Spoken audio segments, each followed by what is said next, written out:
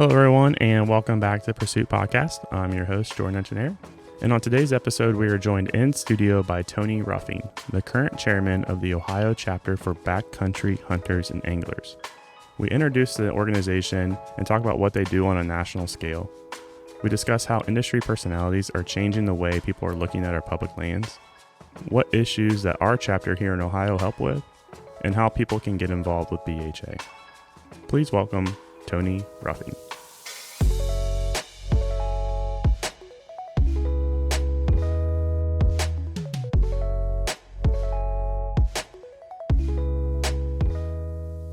Okay, I'm ready. I'm recording whenever you're ready. All right, you got that box on? Yeah. They got the box on. All right, guys, we are here, like I just mentioned in the intro, with Mr. Tony Ruffing. He drove all the way down from Northwest Ohio today. Man, thanks for making the trip down here. I appreciate it. No problem. Glad to be here. It's always better when we get people in the studio. So again, man, thanks. And then, as always, the man behind the switches, the maestro himself, Mr. Ben Johnson. Hey, what's up, guys?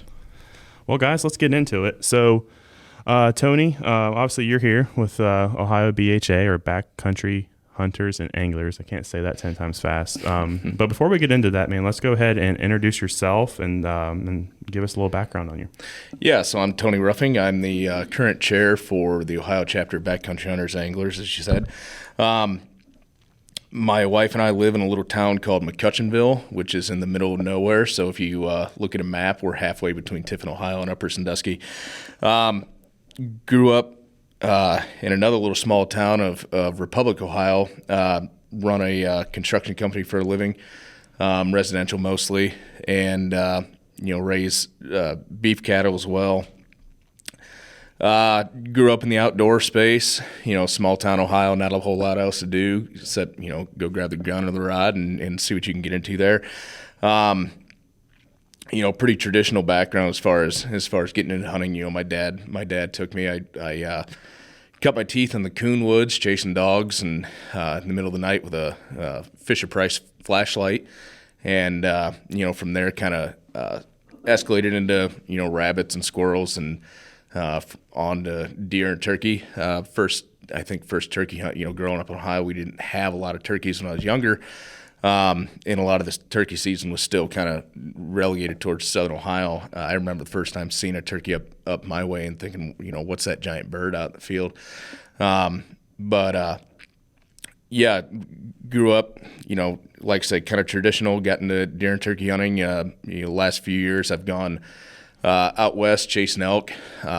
Planning on, making more trips out west. Hopefully, this fall making it out to Wyoming. And,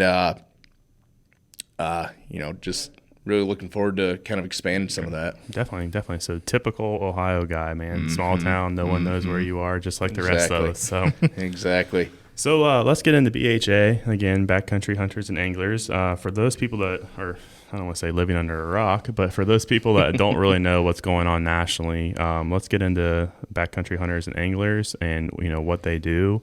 And then we'll kind of tie it into what we got here going on in Ohio. So from a national level, let's go ahead and explain that. Yeah, so from a national level, BHA is an organization we originally started in the early 2000s, but it's really picked up steam here within the last 10 years, I'd say, as far as organization growth and development. We have chapters pretty much all across the country. I think 43 states officially, but then we have another number of regional chapters like Southeast to pick up like Kentucky, or not Kentucky, but Tennessee, Alabama, Georgia. And as we grow, you see more of those states kind of break off, especially with like the New England chapters, and New York has their own chapter now as well, but. And even, into Canada, Yukon Territory has a chapter as well. Yep. Mainly we're policy-driven organization. So, kind of like you said, if you aren't aware of who we are, you see a lot of notes on issues like boundary waters. Corner crossing has been huge here lately. The court case currently going on in Wyoming. We really try to hone in on those policy directions, and kind of it's not always the quote unquote sexy side of conservation, but we do get into some of that as well. land acquisition is not kind of our MO, but we like to partner with a lot of other organizations that are. Yeah. Within the last year, you've seen a lot of organization or a lot of state chapters open up, a number of different land acquisition projects. Minnesota had a big one here within 2 years. Partnered with Pheasants Forever. I believe Ducks Unlimited was partnered with that as well. Yeah, I believe so. So yeah, really just try to focus in on the policy side of things. But as we're growing, we do want to get more into the land acquisition, like you see with organizations like PF and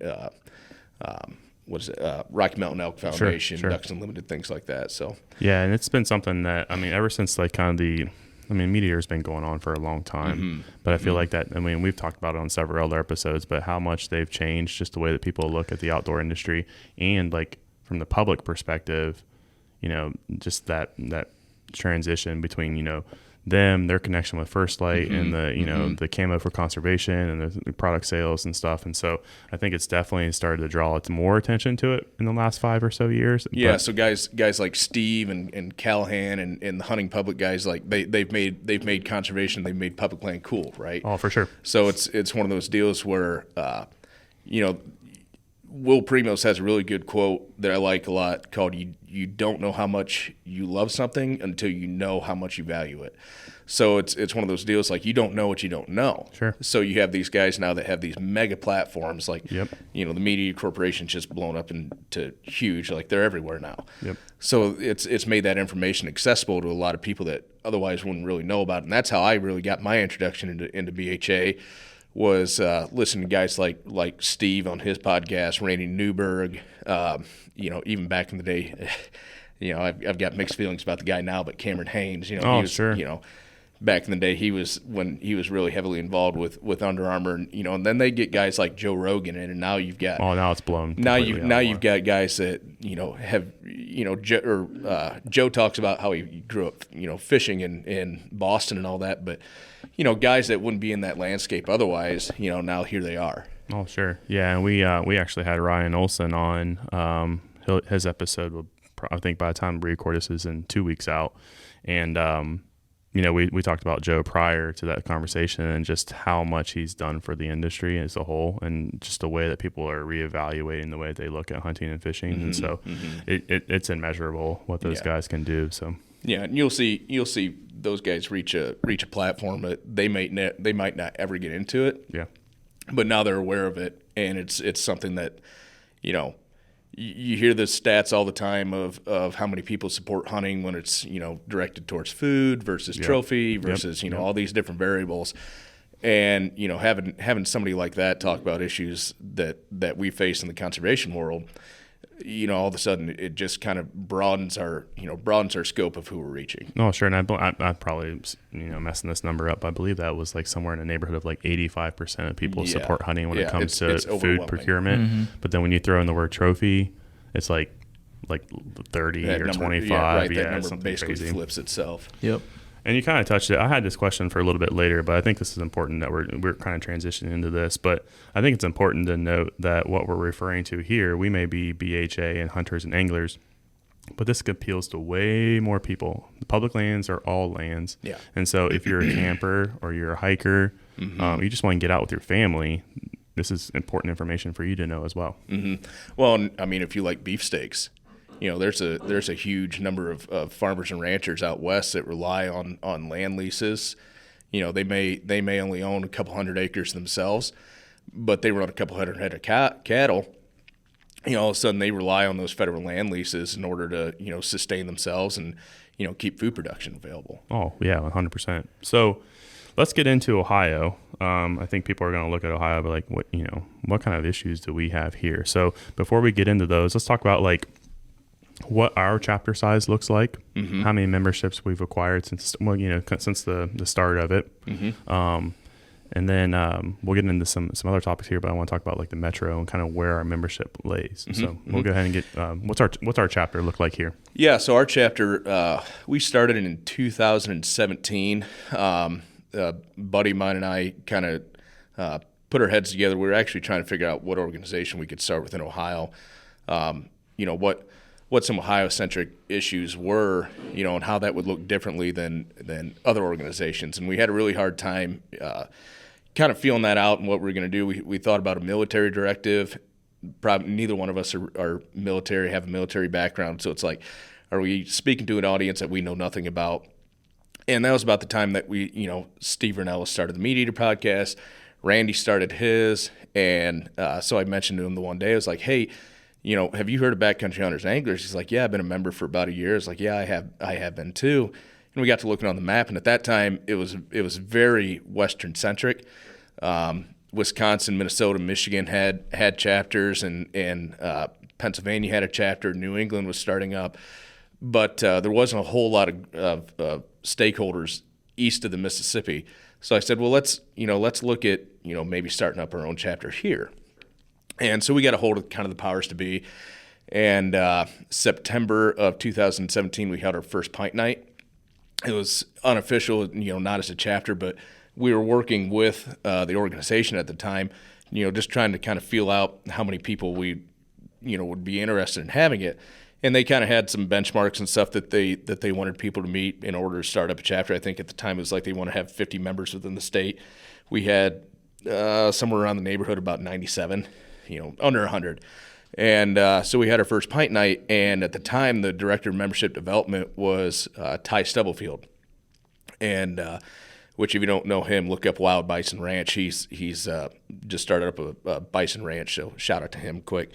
But he said he was asking me a couple days before we had our event, how many people are you looking to show up? I was like, man, if we could get about 20 to 30, I think that'd be pretty good. He's like, dude, if you get like 10, he's like, that'd be awesome. He's like, I just did a tour in California, and we had one pint night where there's like 4 people showed up. Oh, geez. And at the time, California was by number was the biggest chapter that they had. And so we kind of went into the expectation, and I'm very goal-oriented individual. So when I had that benchmark set at about 20 people showing up, and I was like, no, if it's not that, then I'm not going to be super happy with it. We show up, had it at Land Grant Brewing in Columbus, and it was supposed to start at 6. We showed up at 5:30. There was already 10 people there. That's great. Waiting on us to get there. That's great. And I think total we had that night about 35. And so I called Ty up on the way home, and he's like, well, how was it? I was like, dude, we had 35 people show up. And he's like, holy. Are you serious? He's like, seriously? I'm like, yeah. I see. I'm like, we need to get this ball. Like, we got a lot of steam going. We need to get this ball rolling. And so we had a kind of an open call. Emailed all the members that were within the state, anybody who'd be interested in joining the board of directors, jump on that phone call. And we had about 15 people show up in that call. And, kind of from there, we established our first board of directors. And so now, that was 2017. We had 97 members. And now we're knocking on the door of 700 members. Oh, geez. So yeah, man, that's grown a lot. It's been exponential growth. Obviously, COVID has had a number of setbacks. We weren't able to have in-person events, and kind of this upcoming year, we're really wanting to amplify. We talked about we just had our annual planning meeting, and 2021 was kind of we call it a COVID hangover year. Oh yeah. Whereas we're not sure what we can do, what we can't do. Organizations that we work with, we're still having a number of restrictions and things that they were able to do. So. We kind of made do with what we could, the best we could, and from there we, really developed our plan for going into 2022, and really wanted to hammer in on getting those in-person events and volunteer opportunities available again. Yeah, the chains are kind of starting to come free just a little bit. Yeah, just finally, a little bit. I'm scared to dip my toe any further. I don't know what's going around the corner. Ukraine? No, I don't know. But that's great, man. So, like I said, I kind of touched on it too. But you recently had a post on Instagram, and for people that are listening, I believe it's Ohio BHA or at Ohio BHA. We can hit that again later before we wrap up. But I remember seeing a graphic on there that showed an outline of like a little dot chart, if you will, of the state where all the membership was. And of course, they're scattered throughout. But one thing that was mentioned on the post, and one thing that I mentioned as well is that there were more people surrounding the metropolitan areas, your Cincinnatis, your Columbuses, and your Cleveland, even into Dayton. Can you kind of talk about what your thought is and kind of the interesting fact of more centralized in those larger communities? Yeah, so we kind of live in a society where, especially for folks our age, the millennial age graphic, where a lot of job opportunities and a lot of opportunities for growth is more in a metropolitan area. I live a very rural lifestyle. I love it that way. I can go for weeks on end without seeing anybody but my wife and my daughter. Yeah. And that's great. But so you got people moving out of the country and into the cities, and so there's really that kind of that stranglehold of its population based. Sure. Yeah.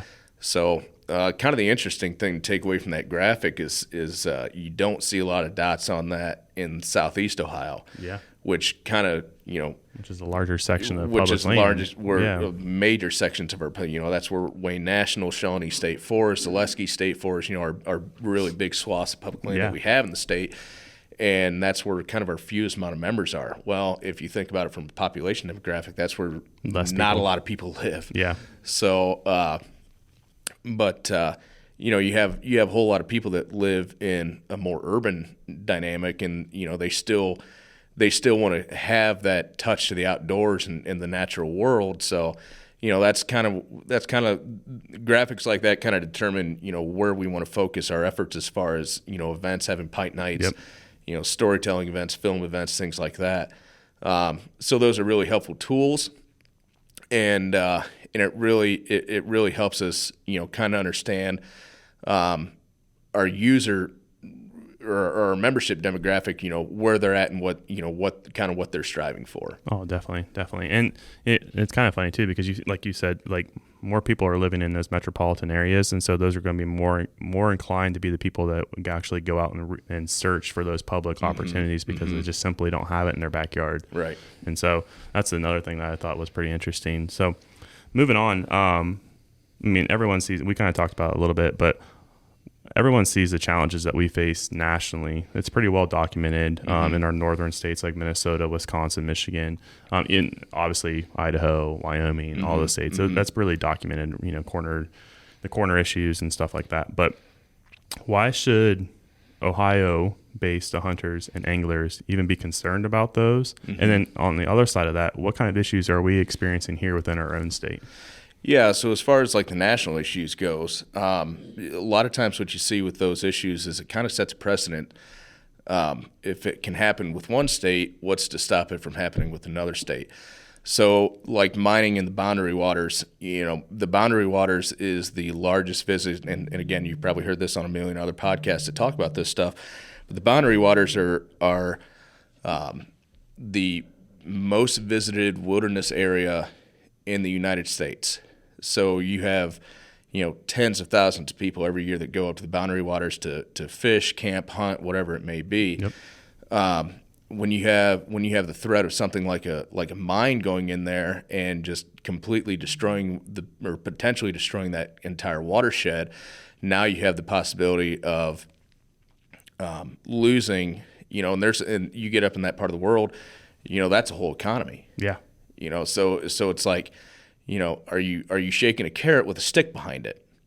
So you might have a lot of mining driven economy first, coming first, but you think about the long haul of what that's going to do for an area once that mine's run out, or God forbid, ecological disaster would happen, or a spillover or something, just kill off a population of the wildlife species there. And we kind of talk about these topics, and we tread around it a little bit as an organization, because obviously we're a nation of consumers. We need oil, we need natural gas, we need timber, we need these natural resources. That's what builds up our society. But there's certain areas that we just feel like it shouldn't happen. Pebble Mine in Alaska. Yeah, I was just going to mention Pebble Mine being huge. Big one. The salmon fish. That's the biggest salmon fishery in the world. Yeah, I believe. Yeah. So you risk losing that. you risk losing a lot more than just for salmon fishery. For decades. For decades. For decades. I mean, even after mining, you have all the toxic materials. You're talking about the loss of generations. So coming back, like what are we? I mean, so obviously that shows that if it can happen to one state, it can certainly happen to ours. What kind of issues are we experiencing in Ohio?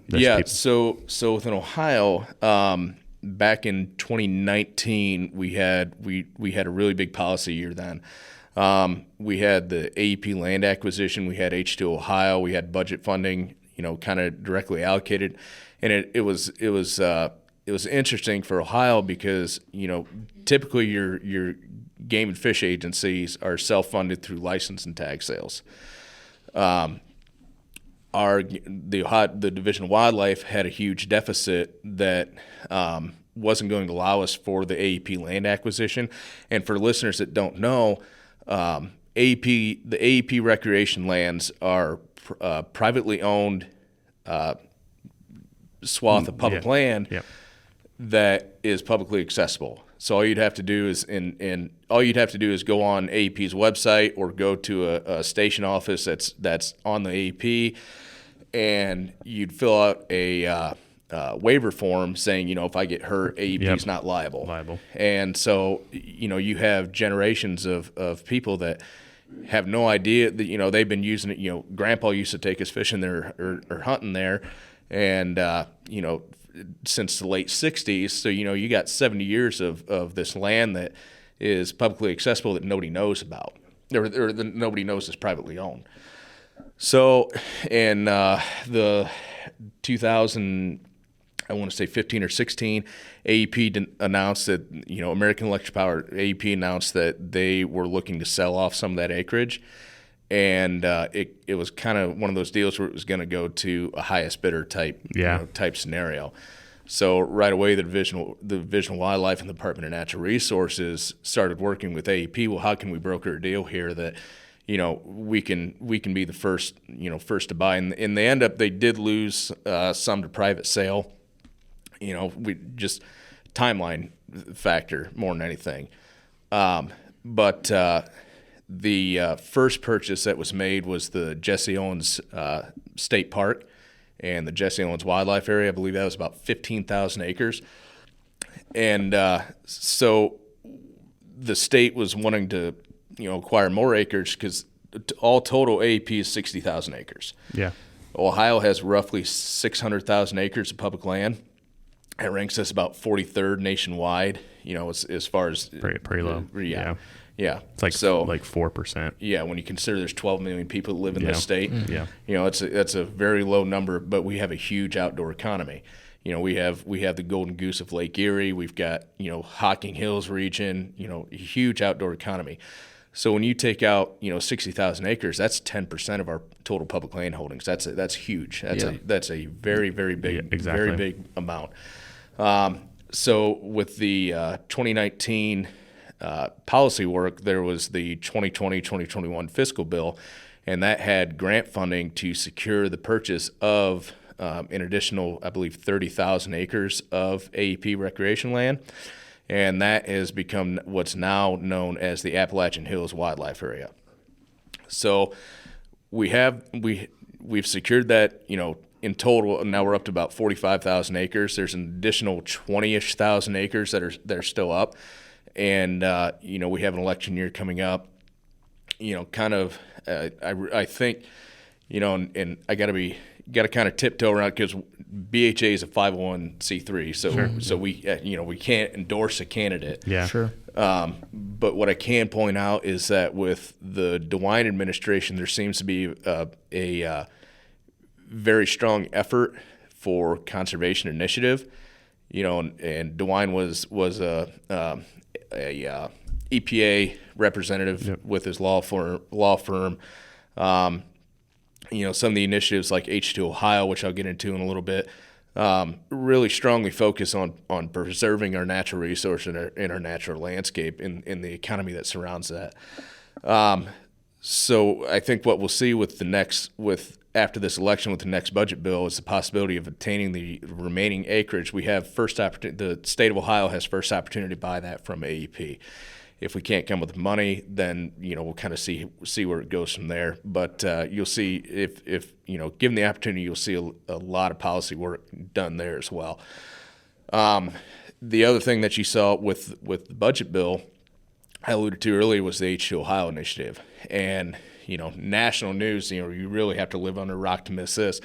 The western basin of Lake Erie has had record algae blooms for years on end. Well, the last 2 years through H2 Ohio efforts, last year was a record low as far as the algae bloom, with record high heat numbers, and algae bloom flourishes with high temperatures and low amounts of rain.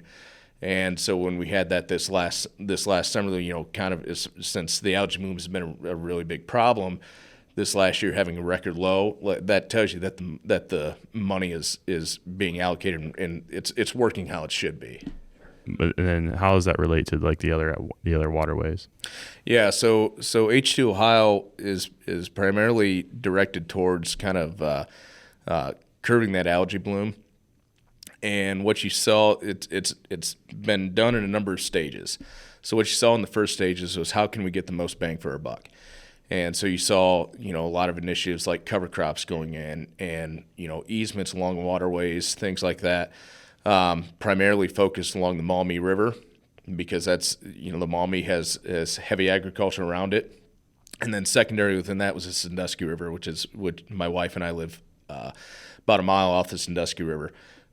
Heavy agriculture area in Northwest Ohio, that's kind of our breadbasket of our state. And so you see a lot of, and this is no way, I'm not trying to throw farmers under the bus here, but you see a lot of farming practices that butt up as close as they can to. There's not, you see a lot of shelter belts, fence rows, things like that being taken out, and more tile put in. Well, when that tile gets put in, that takes that water off those fields quicker. When that water goes off that field quicker, there's no nutrient absorption. And so you see, you get things like phosphorus and nitrates going right in the water system, and that just, that puts that green algae on steroids. I mean, it just blows up after that. I mean, I had a situation where we were like duck hunting, and it was over here by Buckeye Lake, and the farmer pushed the manure sprayer as close as he possibly could, and it was right next to a creek. Well, where's that creek feeding into? Well, it's feeding into Buckeye Lake, and so it's like and you saw it so bad in areas like Lake St. Mary's over by Wapakoneta, where it wasn't safe to swim in it.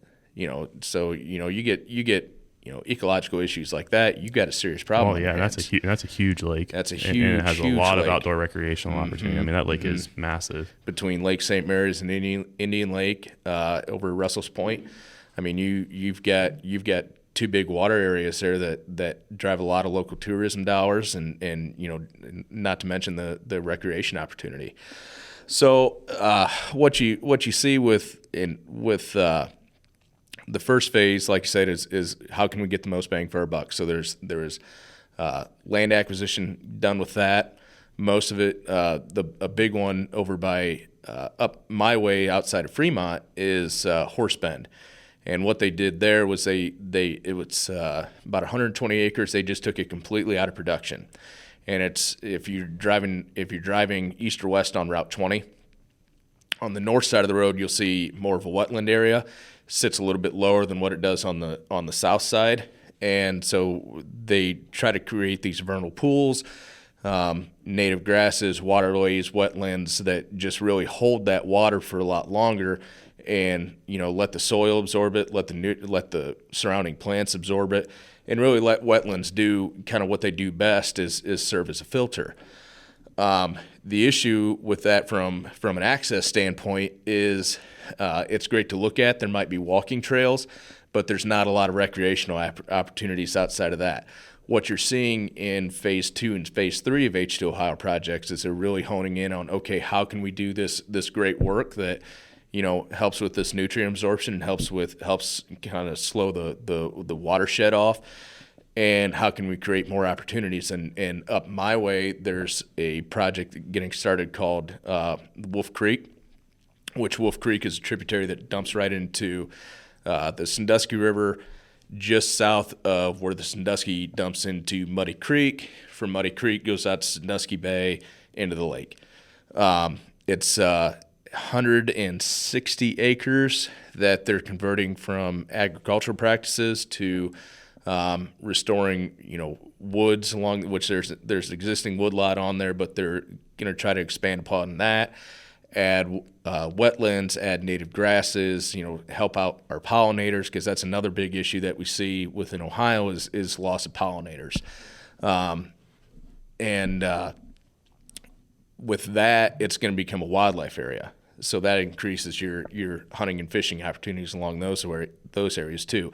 What you're also going to see with these new phases of H2 Ohio is more focus on the Ohio River watershed, which gets basically south of Route 30. You're looking more of the Ohio River watershed versus north of Route 30 is Lake Erie watershed. And that's a very vague line, but if you're looking at a map of Ohio, that gives you just kind of a general idea of where water's going from there. All right, everyone, we hope you're enjoying the conversation so far, but we need to take a quick break to let you know about the Ohio BHA Clay Shoot on Saturday, May 14th. The event will be at Sycamore Sporting Clays in Montgomery, Ohio, and it's bound to be a great time. So if you're in the area, swing out and enjoy the company of some like-minded outdoor enthusiasts. Shooters will have a chance to compete for some cool prizes, and everyone has the opportunity to win a Yeti Tundra 45 cooler. For more information or to RSVP, head over to the Ohio BHA Instagram account and click the link in their bio. If you're not on Instagram, don't worry. We also have the link down below in the show notes of this episode. Thanks for your time. Now let's jump back into the conversation. I want to kind of change gears here a little bit and kind of get into more of the people. So as enthusiasts, how can we adapt to the challenges that we're facing? I'm going to say like modern society, if you will. So, and getting our youth outdoors specifically. So like a lot of people right now went out in COVID. A lot of people took advantage of those recreational opportunities outside because we didn't have anything else to do. But it seems now we're kind of getting deeper and deeper into this like digital age or metaverse, or I don't really know what that is. But people are becoming more inclined to stay more connected to their phones and more digital. So how can we kind of transition or combat that as enthusiasts, outdoor enthusiasts, to get more people outside enjoying these public lands that we're fighting so hard to keep? Right. I mean, so we live in a digital world. Like Pandora's box been open, it's not going to get shut, right? So what we got to do is, okay, how do we find that balance? And we kind of talked about it earlier with, you see a lot of these podcasts coming up in these hosts that, aren't traditional background of, some of these areas. And what you see happening a lot is, okay, now we're dipping our toe into it, and we're going to bring as many people along as we can too. Truthfully, I think COVID was one of the best things that happened to our wildlife areas and in our natural areas. We have a state park or a state preserve, half mile down the road from our house. And when I'm preparing for a hunt out west, it's got some of the trails I like to hike on, just because with being along the riverbank, there's I live in flatland, Ohio. There's not a lot of elevation gain and loss, but if you can get along the river, there's ravines and ditches and things like that you can gain and lose. A couple hundred feet here and there, and which still at 800 feet doesn't prepare you for 10,000 feet, but it's better than not doing anything, right? It's better than that 2-hour drive down the hockey that really burned his legs. So before, I could be there and, you wouldn't see another person there. Yeah. As soon as COVID hit, like March 2020, it's like people came out of the woodwork. It's, it's got a small parking lot, fits, 10, 12 vehicles. Every single day that parking lot was full. And it's not a big area. It's like there's a 1 mile loop trail, starts way up high, goes down low, goes around the riverbank, and then you climb back uphill to the parking lot. Like it's easily accessible. For the most part, it's an easy walk. The hills can get a little steep, whatever. But the amount of people that you saw every single day, it was just absolutely mind blowing. And that was just one area. You know, where I live I live in Seneca County, and you know, we're pretty fortunate that we have a county parks group that, you know, they've opened up a lot of access as far as hunting and fishing is available too. But then there's a lot of, you know, areas with walking trails, and I mean, just everywhere you went, you know, in the outdoor landscape, there's just people all over this place. If you look at any RV or camping center, you know, it's just you can find a used camper or RV anywhere because people are just so starved to get out and do something. So when you look at it from a digital, you know, kind of a digital age, I think it's important to every once in a while you just got to get in a place where your phone doesn't work. Yeah. You know, that's kind of why I love going turkey hunting and deer hunting down in southeast Ohio, because no service. No service. No service whatsoever. There's nothing. You know, and it's not always as simple when you got a wife and young child at home. But you know, you got to check in with mom and daughter every once in a while too, right? But it's good to just kind of have that disconnect. And I think, you know, I've got a 1-year-old at home. We're planning our first. We've got a trip coming up in Colorado here in a couple weeks. Planning on getting her out on some trails and stuff. We've got one of those carrier backpacks that Osprey makes and a couple other manufacturers make. You know, throw her in the back and just get out and hike a little bit and really introduce her. You know, and you know, she's probably too young to realize what all is going on. But you know, you start them at an early age like that, and it really just kind of embeds itself into you know, how their upbringing is. We have a pro staffer, Taylor. I'm sure he'll listen to this. Shout out Taylor. But he has a young boy too. I think he's probably like 2, maybe 1.5, 2. He's young, and he's a big shed hunter. Yeah. And it was really funny. He had the little like kangaroo front pouch looking thing. Yeah. And he went out and went shed hunting with his boy, and I'm like, that's exactly what you need to do. Yeah. You know my wife and I took her shed hunting last year, and same deal as kangaroo. She was too small for anything else. You know. It's hard to believe, but when you look at me, but I've got a daughter that so far is measuring in like the 20th and 30th percentile for height and weight, whereas when I was that age, I was like 80th and 90th for everything. You know, I think I probably still am, but so you know, we really try to you know, when we take her to the farm and stuff with us too, and just, you know, introduce her to the livestock and the animals and you know, I shot a doe this past fall. I shot a doe and a pheasant on the same day, opening day of small game season. And, you know, the wildlife areas that we have close to our house, they have pheasant releases too. Yeah. Shot a doe, recovered her, realized I had left my knife in my blind bag duck hunting the week before.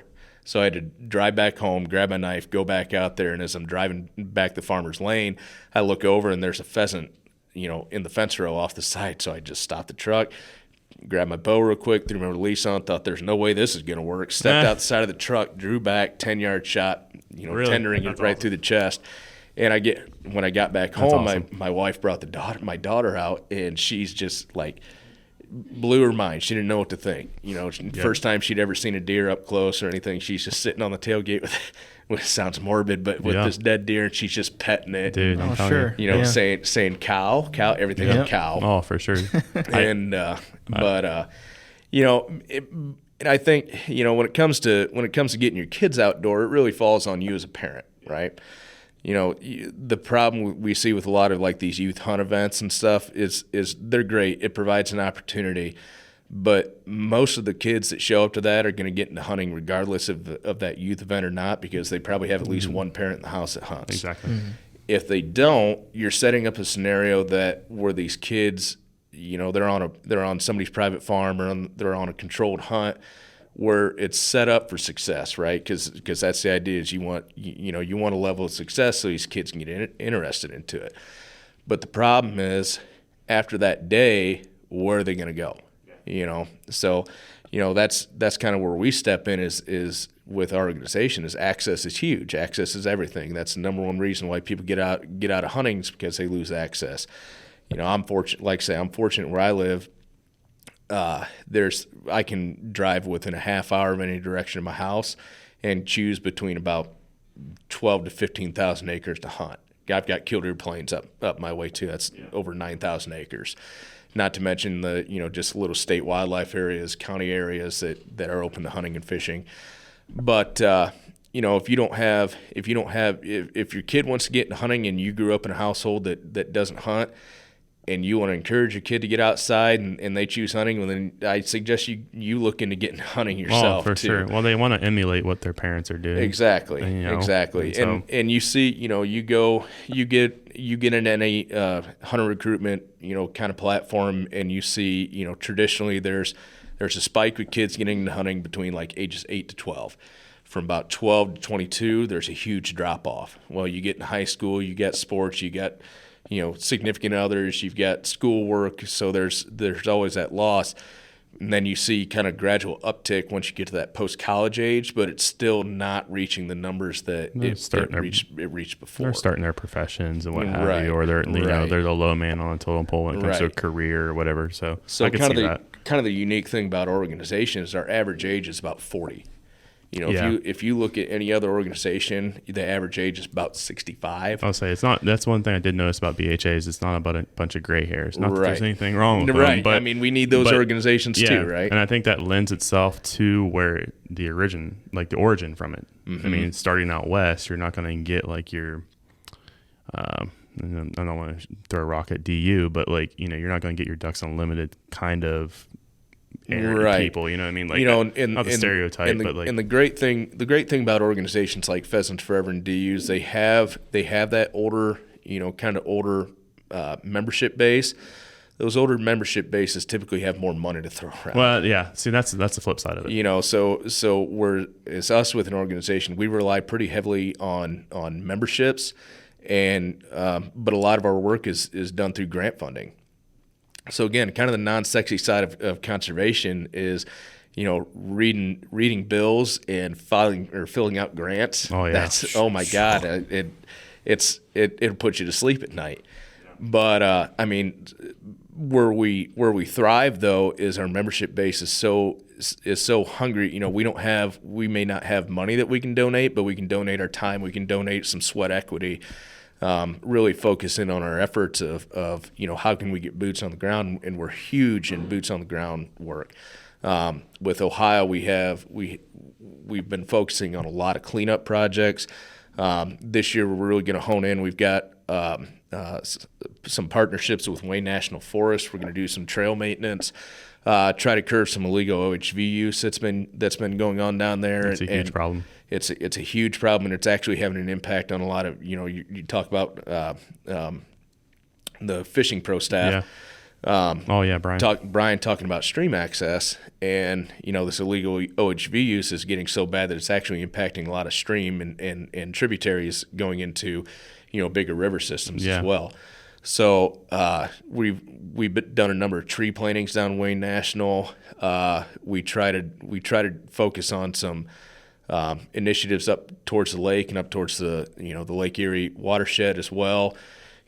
Try to curb some of those and build up on some of those efforts there as well.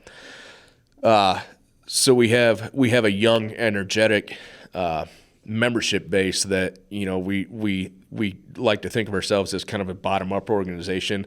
We're only going to be as strong as what our membership base is, and our membership. In Ohio, we've had a number of. We had one cleanup where there's 50 people showed up. Partnered with two other organizations for that. We had one with the Mad Men chapter of Trout Unlimited, and Ohio Fly Fishing, a women's organization. With Katie Johnstone is the head of that. She works at Mad River Outfitters. Those two organizations we had along the Miami River. We got a 20-yard dumpster and split up into, a dozen groups of about 4 people each. And we had that 20-yard dumpster filled in about an hour and a half. Yeah. Wow. Sounds great. Yeah. And takes great pictures, but the sad reality is it happens. We were able to fill up a 20-yard dumpster full of trash in an hour and a half. Yeah.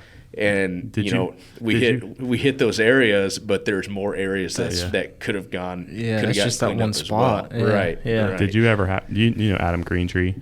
If you heard Yeah, Adam yeah. Gucci. He had a movement. If you ever saw this, Ben, it was on Instagram. It was like, always try to pack something out when you're coming in. And he had like this thing, pick your shit up, people. Yeah. Like, and so he would post it on Instagram, and then that started a wave of people like, well, I did this today, or I did this today. And we've had events called public land packouts where it's basically, you take your hunting pack, out with you and haul back out, whatever you find. And we've had people haul out, tires, cinder blocks, disgusting. bed frames, the amount, and it's to the point now too where some national and state level, within Ohio and within other states, the state and federal agencies are being told we can't have volunteer organizations clean up this trash anymore because they're worried about things like heroin needles. Oh, sure. I mean, and so it's a real slippery slope of we have people wanting to get involved,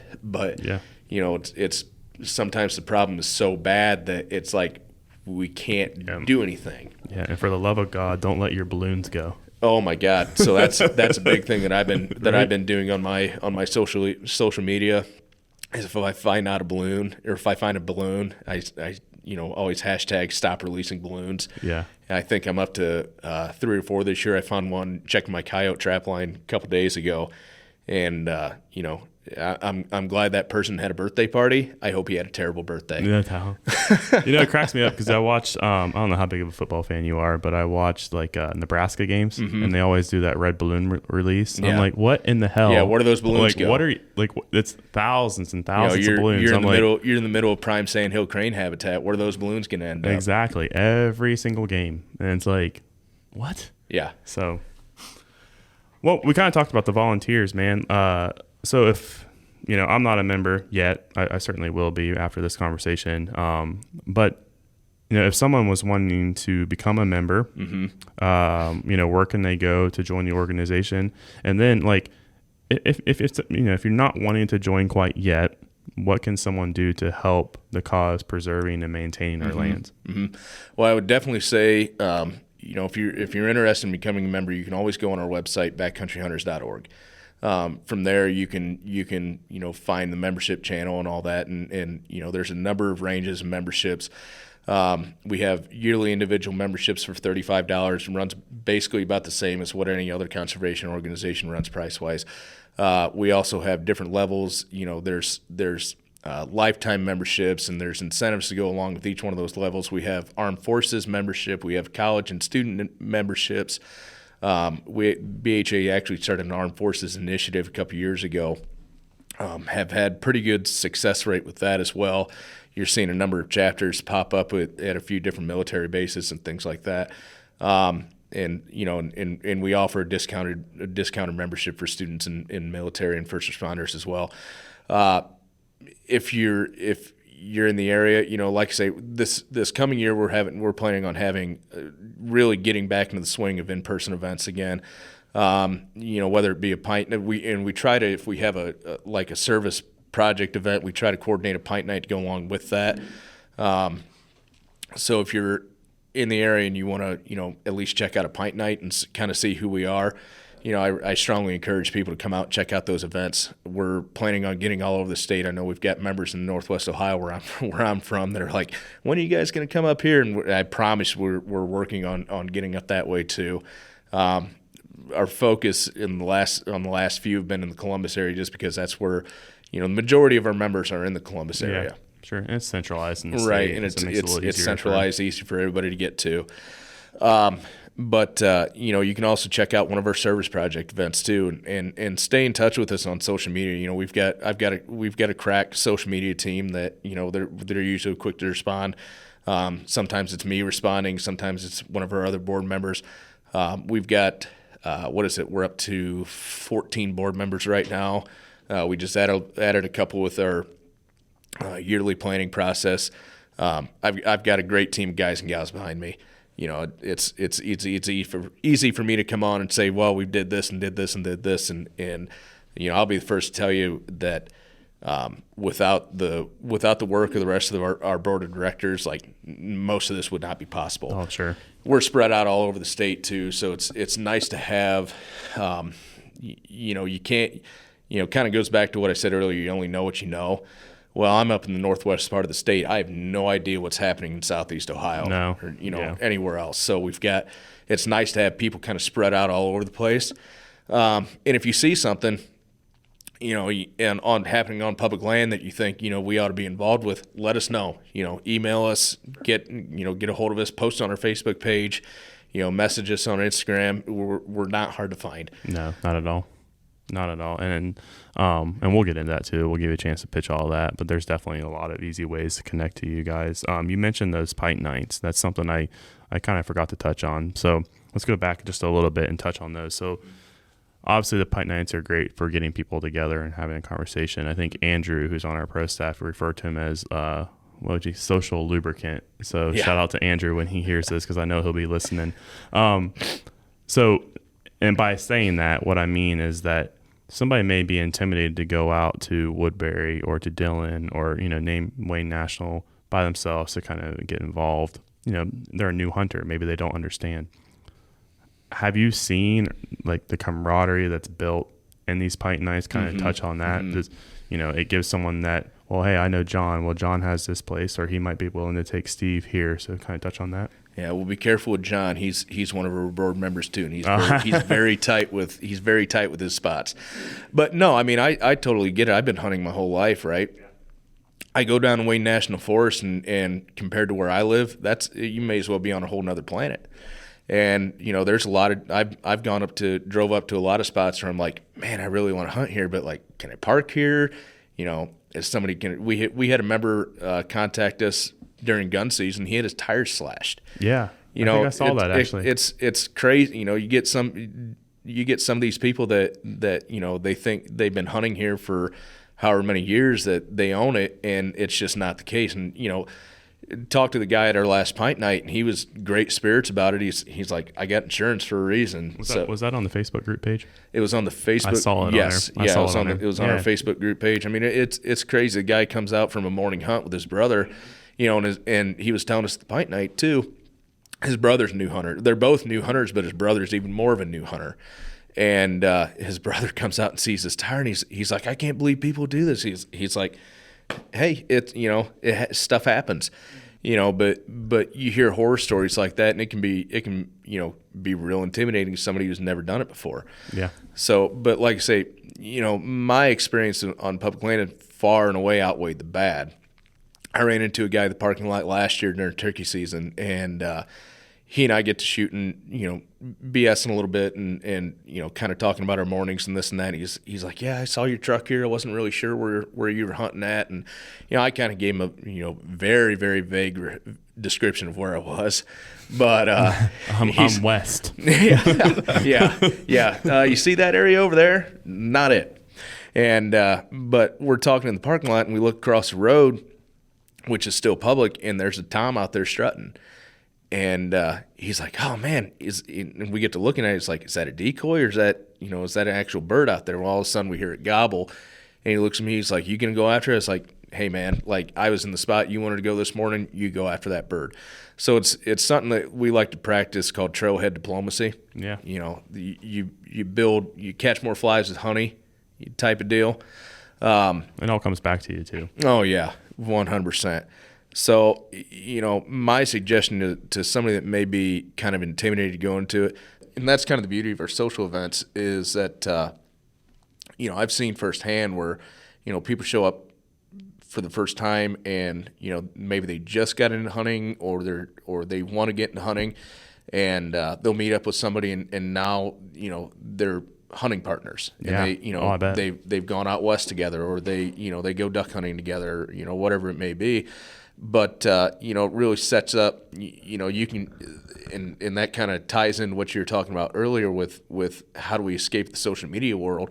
Well, that right there just shows you the importance of actual human interaction and human contact with each other it's way more, it's way more beneficial for an in-person, tribe being built than it is, kind of on a social level. Oh, for sure. Being able to put a name with a face and that actual human interaction it's crucial. It's great for social to get you there. Mm-hmm. How many friends that I've made over the years through social, and then you end up meeting each other, and you find such a larger bond. Right. Outside well, of that. through BHA, I've met some great friends. I drove up this summer. I drove 8 hours to middle of nowhere, Wisconsin for a wedding. Yeah. Of a guy that, in person we've only ever actually met, twice, but we just, through that in-person contact, we connected so heavily, and now, I've got lifelong friends, Jeff Lipple up in Michigan and guys out in Wisconsin, Minnesota, Aaron Hebison, he just became a new coordinator for the Wisconsin, Minnesota, Iowa, and Missouri chapters. He and I have been, he used to work at Red Wing Boots. He'd get me great boot discounts. Yeah. So, it really, you really meet a spectrum of people that like, you couldn't imagine. We've had board members that were literally they were pilots, and just all walks. Like I said, I'm a general contractor, residential contractor for a living. Got guys that work for Charles Schwab. Oh, sure. All sorts of former board member was a horseshoe farrier. Just people from all over just different walks of life. And, sometimes there are people that, you'd see them on the street and be like, I want nothing to do with that person. And then you find this common ground, and that's kind of the beauty of this organization is it finds such a fundamental level for people to connect and build off of there. I think if you look at the demographics of like BHA, when they take a poll, politically we are middle of the road. We're 30% Democrat, 30% Republican, and 40% identify as independent voters. Vote Sure. Vote the issue type deal. We don't need to get into a political discussion here. There's enough of that in the world already. But the reason that works so well is that, again, they find that common level. Common bond, yeah, for the land. Mm-hmm. And, if you do become a member, you get a really sweet trip to Missoula, Montana. We have our... I'm gassing up the car right now. Yeah, we have our... Which, unfortunately, I'm not going to make it this year. But we have our rendezvous in Missoula, Montana this year, the week of May 12th through the 14th. Always a lot of great events going out there. The first day and a half is kind of focused on chapter leader training. Then after that, there's open trade show. There's a lot of our partners show up there: Filson, Sitka, First Light, Vortex, Loophole. I think our one of our connections at lacrosse was trying to get us to go up there too. She's got some stuff. Danner Boost have been there, and the really cool thing, the last one I was able to make to was out in Boise, Idaho. The cool thing you start to see is a lot of state game and fish agencies actually holding up a booth there. Oh, cool. So it really shows you, kind of the available opportunities that there are out there. And through that rendezvous, you kind of realize how accessible some of those Western states really are. It seems really daunting. I know on the past you've had guys talk about like draw points and getting units, and it seems like this huge wall, this giant barrier to get through. Man, it's so easy to hunt out west. It's not even funny. I'm a large man, No. but I've gone out twice, and I'm here to tell you if I can handle it, anybody can do it. Yeah, it sucks, and my suggestion would be break in your boots really well. Train, even though there's really no way you can train for altitude. Try to get your physical endurance up a little bit. Yep. But man, just go out, take your time, have a ball. I mean, it's super easy, super accessible. Don't be afraid to go out in a general unit. You'd think too it's going to be really expensive. I think the first year I went out, buying a backpack, a tent, all this stuff, stuff that I didn't already have. Fuel to get out there, hotel room to, crash for the night or whatever. First year I spent probably $1,200, and that included out-of-state tag and license too. Second year, because I already had the stuff, it probably cost me about $800. So when you think about the price of like going on vacation, it's pretty comparable. All in all reality. Yeah, I just need to figure out a way to let my wife go to the Rendezvous in Missoula, come back, and then go immediately to our anniversary trip to Florida. So somehow I need to figure out a way to do that. Ben, help me out. Schedule. I can't help you there. I know. I'm lucky enough. You got to build up those spouse brownie points. No doubt. Yeah, I need to build my spouse brownie points at the same time I'm building up my preference points. Yeah. That way they can go hand in hand, right? Yeah. Sometimes you can buy those brownie points too. There you go. Casey, don't listen to this. All right. I'm hoping my wife doesn't listen either. So, well, man, that's all about I had today. I'm sure we could go on for some more. We'll definitely, we'll get you back on later this year and kind of touch base again. But first of all, thanks for driving down here. I mean, it's 2 hours drive, man. I'm glad to have you here. It's so much better to have people here in person. Like I said, obviously you're on Facebook and Instagram and stuff, but if you want to go ahead and shout out those handles, I know you have the Facebook group. So on Facebook, we're on Facebook at Ohio Backcountry Hunters and Anglers. And then our Instagram page is Ohio BHA. And, like I say, we're pretty simple to find. You can go to backcountryhunters.org as well. If you go to the chapter section, you can find the Ohio chapter, and you can find out where to contact us directly through there, through our chapter email and things like that. Feel free to reach out to me personally if you got any questions. I'm on Instagram at Tony Ruffing. It's pretty plain and simple. No all one word. But for any listeners that might not know a lot about us or maybe more interested, I'd recommend at least follow us on social media, and just kind of keep your eye on us and let us know if there's, like I said, if there's issues that you think that you need to bring to light for us that we may not know about. Feel free to drop us a line anytime. The other thing is, just keep an eye out for events and things. Like I say, we're in election year. We're intending on developing a candidate questionnaire, kind of focusing on conservation, land ethic, access initiatives that our potential elected leaders may be interested in. Just make that information available to our membership and to voters. We also, like I said, we're going to have a number of pint nights. We had our annual chapter meeting, and we have a general timeline built out, and we're going to kind of develop it from there. And we try to give 3 to 4 weeks notice on any in-person events that we're having. Depending on the event size, it may be bigger from there. And we'll be sure to share that stuff as well, too. We kind of talked beforehand. But, yeah, we'll definitely let you guys know on our social channels as well when those events are happening. And the other thing, too, is we're always looking for business partners to work with. We have a number of state sponsors. Symbiotic Knives, he's a local knife maker from Ohio. I suggest looking him up on Instagram as well. He's got some of the most beautiful knives I've ever seen, varying sizes from kitchen cutlery to field knives, things like that. But he's been a big one for us. We've got a number of other ones that we're bringing on. We're always looking for more. So if you've got kind of your own company or your own organization that you think you'd like to promote, feel free to reach out with us, and we can work out a deal there. But just Ohio BHA on Instagram, or the Ohio Backcountry Hunters and Anglers on Facebook, or the website backcountryhunters.org. All right, man. I appreciate it. Thanks, Tony. No problem. Signing off, brother. Thank you. All right, everyone. That's all we have for you today. Again, I want to thank Tony for making the drive down here to have the conversation with us in studio.